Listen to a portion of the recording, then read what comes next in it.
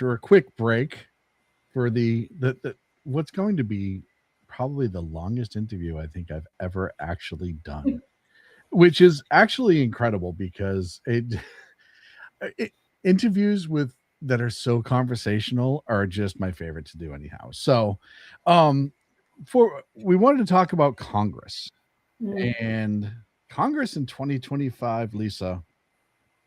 I don't want to say a dumpster fire, but that's mostly because I don't want to insult a dumpster. Uh, Yeah. Yeah.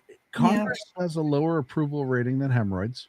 Mm. Um, Deservedly so, actually.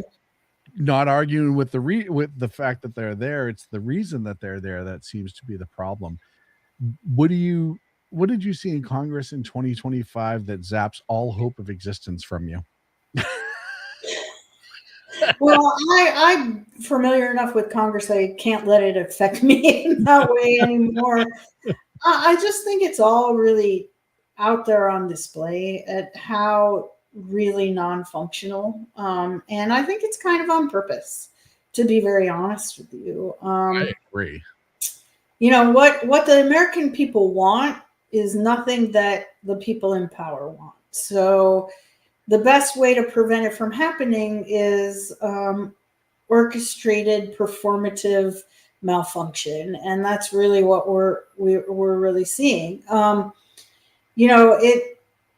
I mean, the truth is that Congress is pretty divided. And the House of Representatives can function in a divided way. The Senate is pretty much at a standstill because of the filibuster.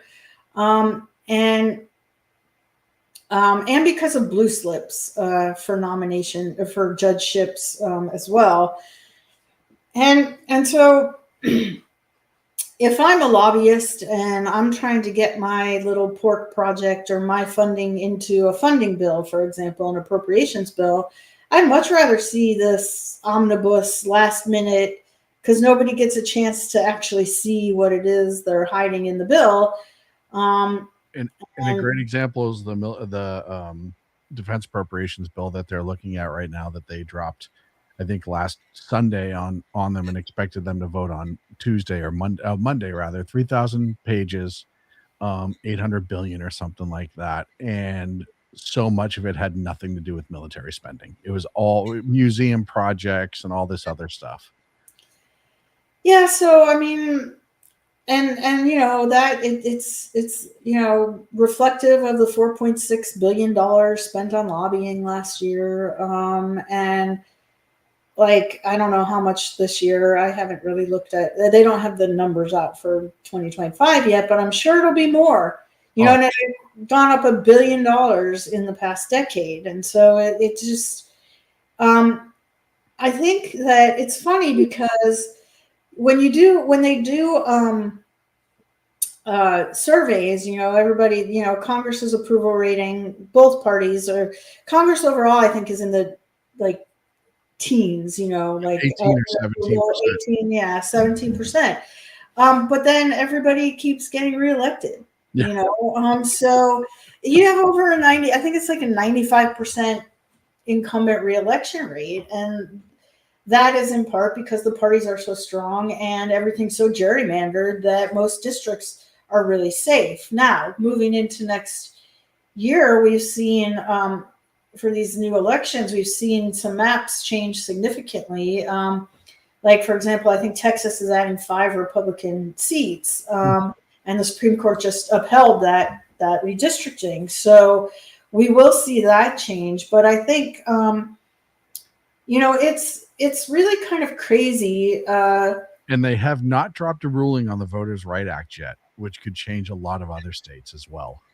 Yeah. Calais versus that one could change a lot of districts. So, although I may be happy in the short run, I consider myself. I have a lot of conservative and liberty-leaning values, but I don't consider myself a Republican or a Democrat. And just because I guess maybe I'm so burned at being a member of a party, and I also think that like there's a lot of things But anyway, that's besides the point. I'm not sure it's great that we're redistricting to represent, for one party, because then if the next time the census happens, the other party is in control, you're creating these safe districts. So I think, Congress, when it comes to the shutdown, you know, there's a law that was passed in 1974 called the Budget Act, and they don't ever follow it. They never. I think it was. I think it was 30 two. No, where's my note on this? Oh yeah, 42 of the last 45 years they did not follow that act. And once under Clinton, and I think once under Reagan, they pulled it off, and that was it. yeah, every other time we get this, last minute performative problems that end up with, real people who depend on SNAP benefits, who are entitled to them and deserve them, don't get them because of Congress fighting over Obamacare subsidies, basically. And it's not like October 1st comes a different time every year. It's the same date every year. And, so I just think Congress is a total mess. And when you look at something like, and I think that the parties have such overwhelming control of the individual members, and you look at someone like Marjorie Taylor Greene, who, love her, hate her, in between, I can understand it. She's a very strong personality. But her constituents voted for her and sent her to Congress for a reason. Mm-hmm. She took a couple of stances that the president and the speaker didn't like. And I don't know if you agree or disagree with those, but regardless of that, now she's leaving Congress because they're going to primary her, right? And I also think that if she would have won again, they probably would have taken her committee assignments away again and all of that stuff. And so she wouldn't really be able to do a good job of representing her constituents. But I think what that shows is that we're just so divided, so tribal. The parties are so powerful. Congress is so broken, and that's where we find ourselves. And so I think that I don't know how you fix it. I would advise really strong caution to Leader Thune, Majority Leader Thune in the Senate, of getting rid of the filibuster for substantive legislation, because again, you're not going to be in power forever. And our founders, I think, wisely were as afraid of tyranny of the majority as they were tyranny of the minority. And so if 51% of the country, meaning 51 senators, or 51% of the states, reminding people that states used to direct select through the legislature their senators. And so the Senate, they're actually supposed to be representing the state, not the people, which they don't do anymore. They don't represent either, actually. But I would highly recommend not eliminating the filibuster. We barely have it. It's gone for all judicial nominations, and it's gone for including the Supreme Court. But if they get rid of it for substantive legislation, it would be too easy for there to be a 51-49 Democrat majority, or even a 50-50 with a Democratic president, that the vice president could break the vote, and you could see a lot of really awful things done in one term. So, but I don't know how you fix it besides doing that, to be honest. I wrote an article back in, I was just looking it up, back in November, called Repeal the 17th, which is talking about a lot of people don't realize, and it is a tragedy of our school systems, how senators used to be selected and how they used to actually just represent states' rights. That was their issue. They represented the value of the states and not the populace and not the voters. You had that. That's the House of Representatives. That's what they do. You represent them. They represent state rights. And how much that plays into the way our government runs today, because if you repeal the 17th based off of just what we see for voter makeup throughout the country, the majority of senators would be conservatives, whether you like it or not, whether you agree or not, whether it's your party or not, does not matter. It would be probably 80 senators for the most part. California, Massachusetts, not Chicago, not Illinois, not Michigan, maybe not. But when you're looking at only 100, and you're probably Washington State, so that's 10 right there. Oregon 12. Um, Odds were that you would have a conservative Senate, which is what Woodrow Wilson, which is when he pushed for this, did not want. He knew that would be the problem, and the people are easier to persuade than a state legislature is, who's trying to pick people to represent the state on a federal level. Well, I mean, the other thing is that I think, and I'd have to go back, and I will say I haven't really looked into this. This is just my gut telling me that you might see a lot more senators recalled. Oh, Um, entirely, yeah, so and if rightfully so. they're, yeah, rightfully so. So I don't disagree with you about that potential. Like it's never going to happen, Sean. But I, I know, I I I know. agree with you because it gets back to the whole reality is that um, our federalist system has been completely destroyed. I mean, federal government's role is way out of Control. what the founders wanted and way out of control. And you mentioned that they have the interstate commerce clause, but I would suggest to you that that is the basis of all of our problems, is a very expansive interpretation of the interstate commerce clause by I our do Supreme understand Court, that. I do understand that. starting with a case called Wickard versus Filburn, where the Supreme Court ruled that the federal government could prevent a farmer from growing wheat for his own consumption because it would prevent him from buying wheat in interstate commerce. Right. And once you get to that level of federal government control over an individual's ability to feed themselves because of interstate commerce, it allowed the government to regulate everything. So while I agree the federal government, has a role there, an explicit constitutional role, I think that the interpretation of it has led to the erosion of our federalist model almost completely. So Yeah, and I think you could apply that to just about every other industry standard and everything else too. And look, I mean, you look historically, being a representative or a senator was never meant to be a full-time job for a reason. Their job was not to go to Washington to make bills and laws. Their job was to, when an issue came up, and I think it was half the year or whatever it was, they would meet in Washington and bring up the issues that are affecting the country, vote on it, and go home. Right? It wasn't a full-time job. It certainly wasn't a money maker. Now they weren't making millions of dollars doing talking networks, blah blah. Which I it'll never happen again. Like repealing the 17th. I've said that if you choose to be a state representative or a state senator now and you go to Washington D.C., you should be allowed to make zero other income while you're there, because you're there to serve the people. And using your position to all of a sudden make millions on a talk circuit is not serving the people. Like if you really care about it, then you should have no problem signing off on something like that.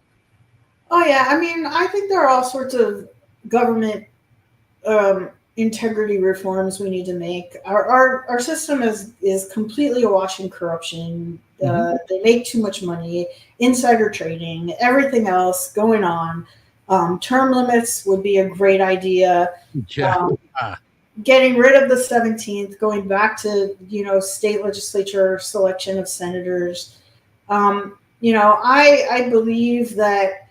believe in democracy at a very local level. Mm-hmm. I think once you get it any bigger than a state, even states are kind of big, some of them, for this kind of thing. Democracy doesn't make any sense.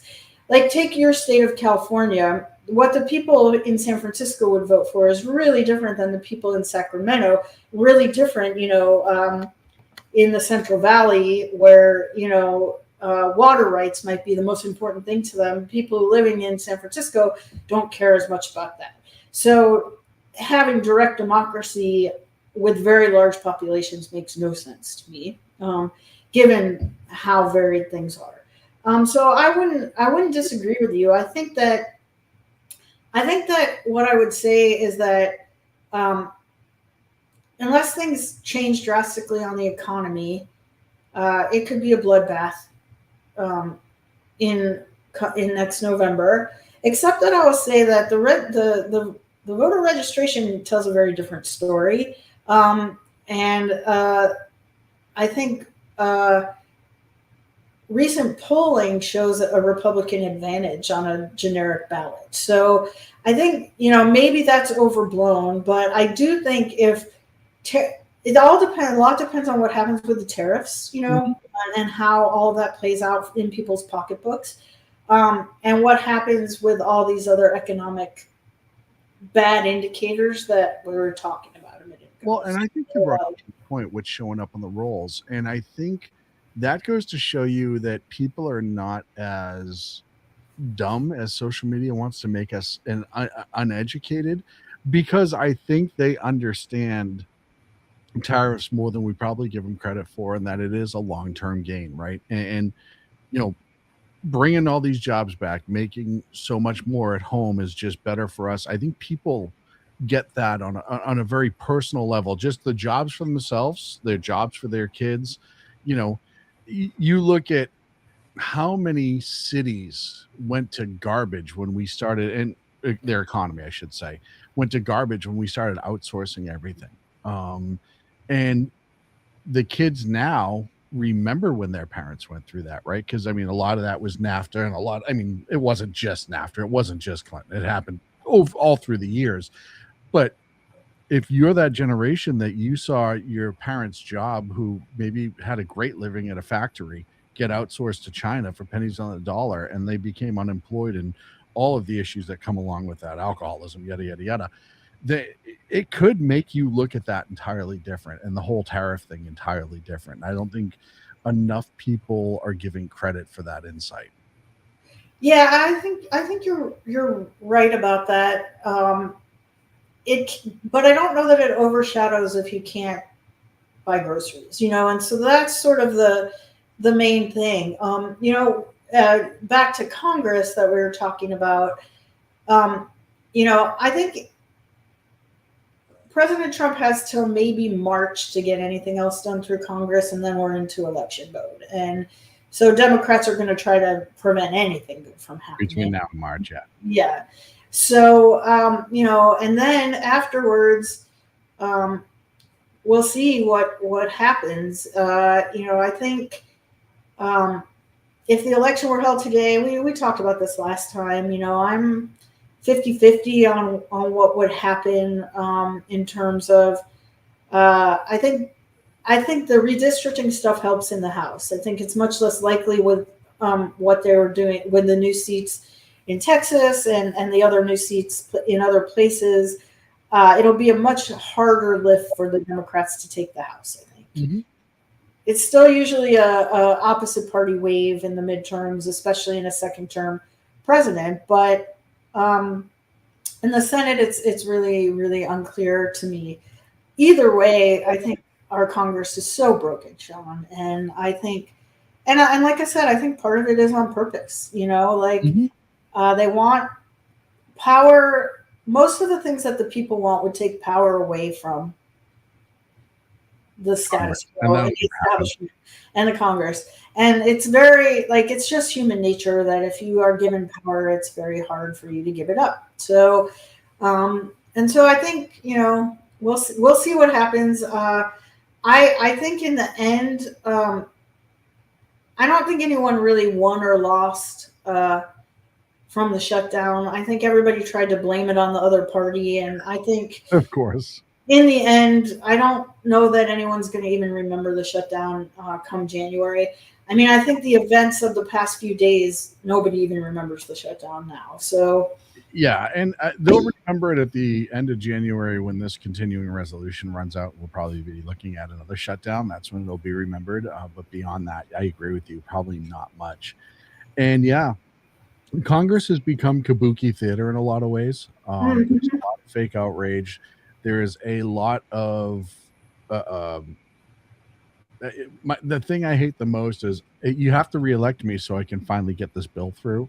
That they all seem to do on a fairly regular. But there's a couple that are pretty okay about that, but by and large, there's a lot of like, oh, we gotta finish the job, and it's like, well, you've been doing the job for 4 years. Why haven't you finished the job yet, right? um, all these things that Trump asked for that you had the power to do the first 2 years that he was in office that you didn't really choose to do, it is just ridiculous. And it does fall, it ends up on his record, on Trump's record of not being a success for campaign promises. But he's told Congress numerous times what he would sign if they would just get the bill to him. And half these bills haven't even been brought to him yet, or even been brought up for a vote yet. You go to the economy, you talk about the appropriations and how the economy, the budget was supposed to be passed, and yeah, they waited till the last damn gun was fired, and then they were complaining that the gun was fired.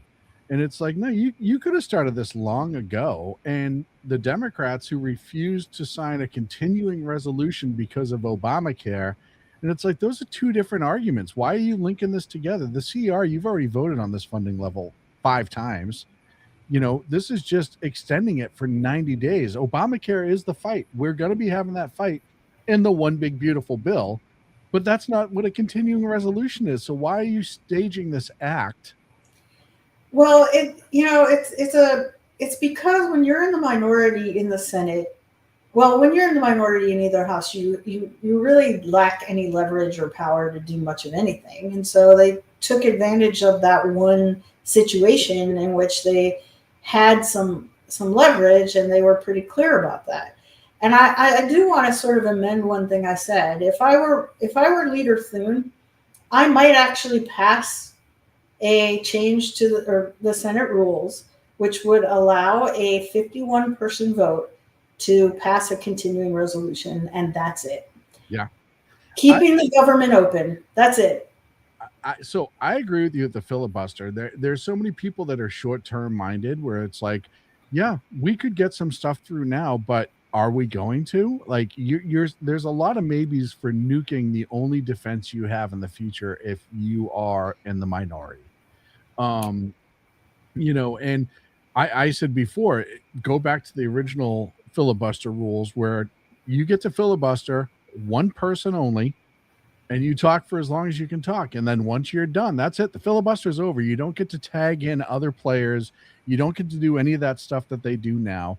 Um, and we'll move on from there. And I'm okay with that rule too, because that's far better than just this thing where we're just going to filibuster for days on end and read Grain, Eggs, and Ham 15 times and yada, yada, yada.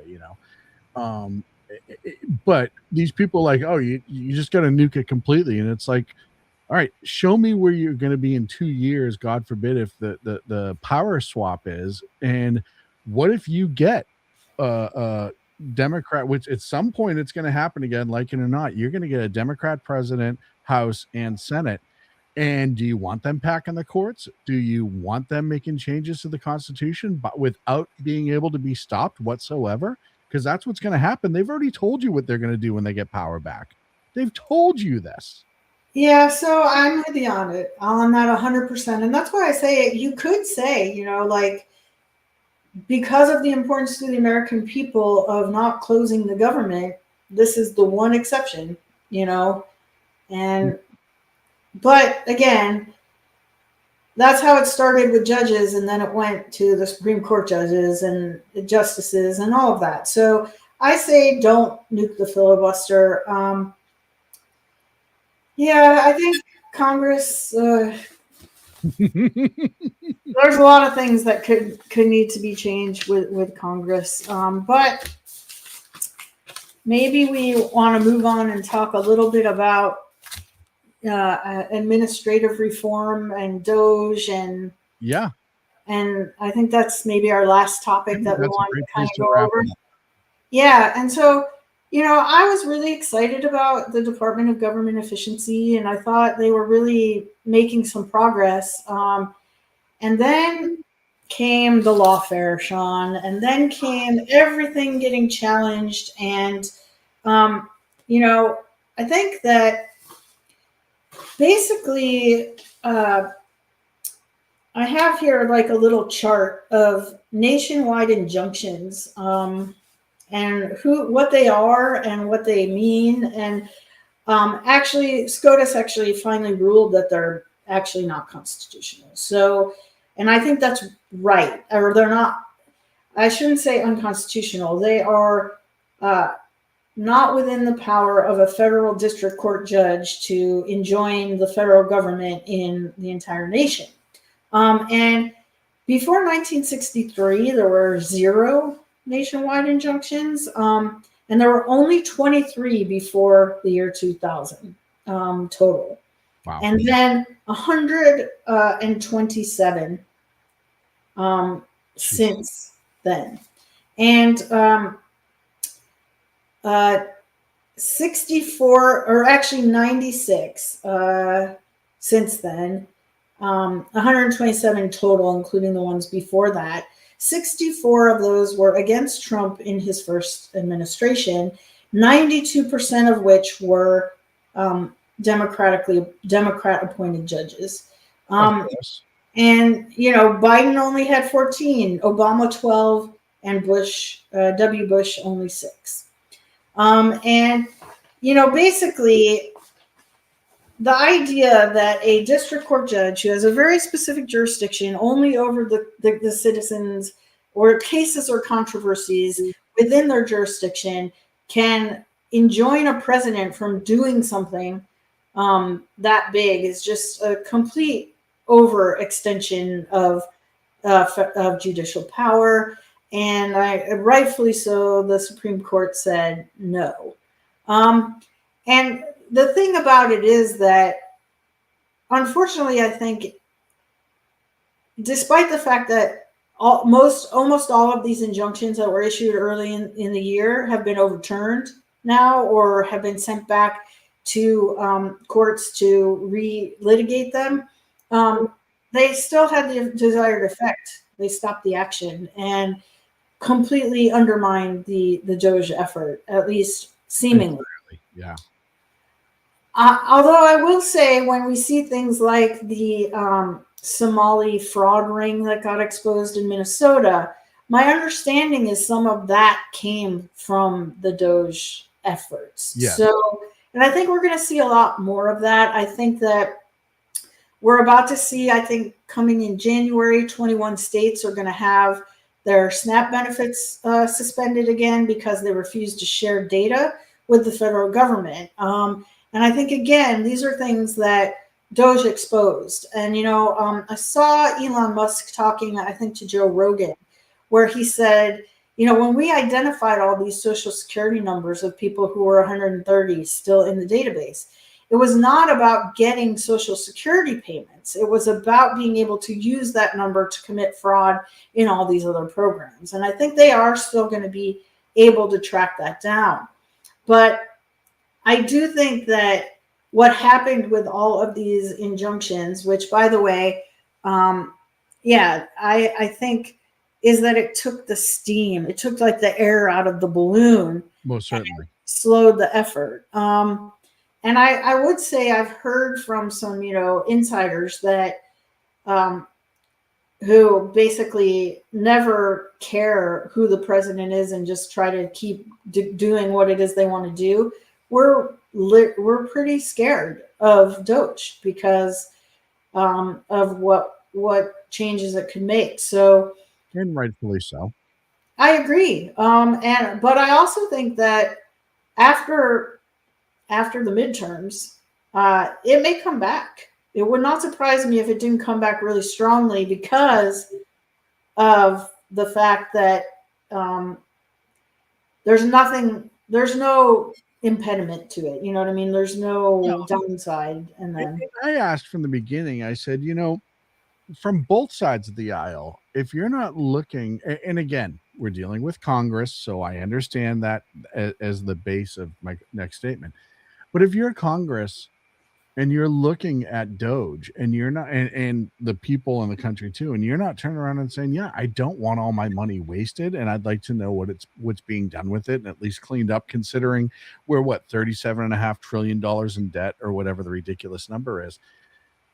The fact that it was immediate, and this was the Democrats, shooting themselves in the foot, I think, more than people realize, is like, no, this is all bad no matter what. We should never look into what the federal government is spending. And how dare they try to open these books?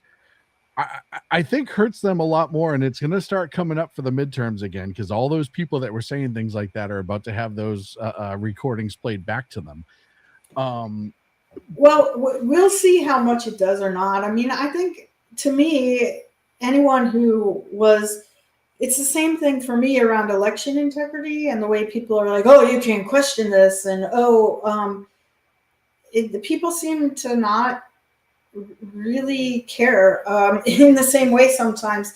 And, there are a lot of people on the left are like, I don't care if 100 people who shouldn't get benefits are getting them. That's better than one person who should be getting them not getting them. You know what I mean? Like, or whatever. And so argument. It is the emotional argument, and I think that's a lot of what works on the left. So, and I think that there is and you mentioned to me, I don't know if this was pre-recording or recording, but Data Republican on X. Yes. I think that a lot of what she has exposed through the Doge work is that all of these fraud schemes, all of these nonprofits actually lead back to a lot of our Democratic elected officials and our Republican elected officials too, to some degree, but yep. To some degree, not to the same degree. I just want to be fair that it is not only a left situation, but it is definitely, I think they don't want the books looked at in part because of where it leads back to. Well, and on a smaller purview of that, but of the same mind, as you look at California and the homeless crisis funding and the millions of dollars that were spent in that, and then you found out you're looking at all these NGOs where a whole bunch of Newsom's friends were running them and getting rich off of them, and nothing was being done for the homeless. And I think Doge exposed that on a much larger level, and I think that's something that people should be fundamentally pissed off about, that because it was money laundering back to mostly Democrats. USAID, how much of that money left our shores, got funneled through in banks that we don't really maybe have the ability to read it through, and then came back into our shores and then ended up in campaigns and stuff like that. If it happens once, it should be enough to look into. I mean, as a taxpayer who's looking at the government spending way too much money all the time, I'm a big believer that we need to get to the point where we can track where every dollar is going publicly. I know there's transparency is a big thing. I agree with you. It should be completely transparent. I hope Doge comes back. I think Doge is one of the few changes in government that's happened recently that has been unbelievably beneficial to Americans. And I think that that's something that we should demand all the time. The fact that it's not a demand to me on a regular basis is crazy.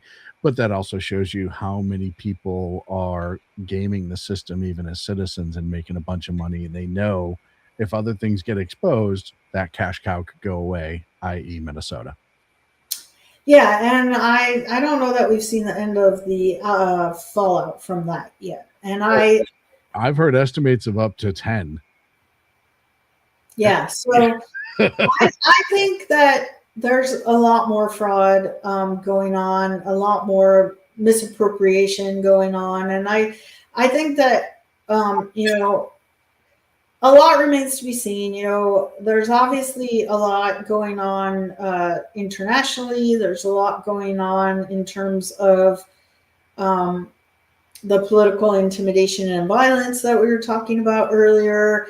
And I think it's only going to heat up going into the election year that we're going to see. I wouldn't read too much about what happened in this November's elections in my state or New Jersey, because Virginia is a purple state and it tends to go back and forth and back and forth. I will say though, Virginia has pretty good election integrity laws. I fill out a little Scantron. It's a paper ballot. I had to show we show ID to vote. However, when I put my little Scantron ballot in the machine, I don't get to see what it counts, and I can't get a receipt and all of that. So I would also say despite the fact that Interesting. yeah, and I both last or November of 24 when I voted early the day before at the Board of Elections, and I voted in my precinct in this November. I asked the people about it. I said, "Can I verify it? Can I get a receipt that shows? Can I see on a screen?" Nope, can't do it. Interesting. So I think it's just like, and I'm not saying. I just thought it would be closer based on who the candidates were and where we were in polling going into it than it turned out to be. Mm-hmm. And I'm not suggesting there was widespread fraud but it's hard to have a lot of faith in a system where what I just said is true. I should be able to maybe go in and maybe on my ballot is a code and I have that code and I can go onto a database and look and see what my vote is counted as or something, I can't. And like I said, I think it is a pretty secure state compared to a lot of states. Oh, yeah. But even given that, that's the answer that I got when I asked. Well, and when you combine low turnout on top of, the one thing that I will say, and I will give Democrats credit for, is they get people to turn out. Even in off-year elections, even in midterms, they do a better job of that voter engagement. It's through anger usually, right? It's through the emotional leverage that they use, and if you don't vote for us this time around, it's all going to end and we're all going to die and the worst and tidal waves and yada yada yada. But they turn out the vote better, and that's something that conservatives have a tendency to miss the boat on. And not you don't have to use fear, but do the engagement, do the actual engagement. But as my friend says, never underestimate the ability of Republicans to lose elections. So, we will see what happens with that in the midterm. Yeah, we will. And it's like between now and the next November is an eternity in politics. And as we have talked about, people's attention spans are very short. People's memories are very short. I don't know what the October surprise is going to be or who's going to try to pull it off this time. So there's a long time between now and then. And in the meantime, though, I hope that the economy improves. Not just for the election, but just for people who, people are hurting where I live. Yeah. There's no doubt about it. I don't live in a city, and I see it all around me. And I hope that the economy improves. I hope that we continue to see more peace around the world and that we, and all those things. And I hope that we can continue to foster better dialogue so people can, talk to each other again without assuming that someone who disagrees with you is morally inferior or is a bad person. And because I think that's essential for a continued constitutional republic rooted in liberty and freedom. So, which is what the goal is at the end of the day, and I really wish people would remember that more. Well, Lisa, we covered just about everything. I I think the only thing we didn't cover is lottery ticket numbers, and I don't like to share mine anyhow. So I'm glad we didn't. I'm glad you didn't ask me about that. It would have been really awkward. Please tell everybody where they can find you. You can find me on my website, deprogrammingdemocrats.com. You can get my book on Amazon or Barnes & Noble. And I am Deprogrammed Dem on X. Awesome. And thank you very much for your time. I really appreciate it. All your time, seeing how I took up your entire afternoon. It was my pleasure, Shaun. I always enjoy the conversation. So having an awesome time. Lisa, Merry Christmas, Happy Holidays, and thank you very much for being here. My pleasure. Merry Christmas and Happy Holidays back. We'll be back after this. Or maybe I won't. It could be the end of the show. It just depends on how I edit it.